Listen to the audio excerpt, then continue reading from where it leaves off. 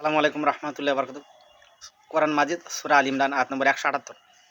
আল্লাহ বলছেন, আমি জালেমদেরকে সুযোগ দিই তাদের পাপ কাজ পরিপূর্ণ করে নেওয়ার জন্যে, অতঃপর তাদের জন্য রয়েছে ব্র্যাকেটে জাহান্নামে বা নরকে অপমানজনক শাস্তি। আল কোরআন সূরা আল ইমরান। দেখুন, ব্যাখ্যা একটু বলি। এখানে অবশ্যই যারা জালিম জুলুম করেন, সে আপনি নিজের প্রতি করুন।